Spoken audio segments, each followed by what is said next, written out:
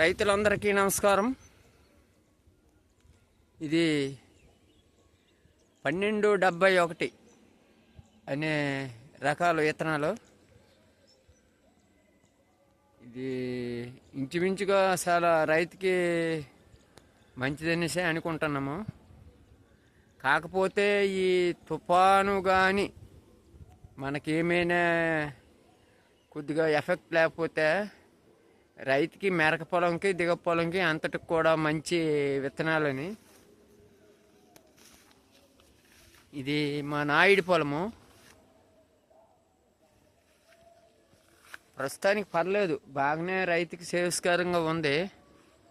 మరి తర్వాత ఈ తుఫాను ఎఫెక్ట్ లేకపోతే రైతుకి చాలా మంచి విత్తనాలు అనేసి మేము అనుకుంటున్నాం. Okay friends.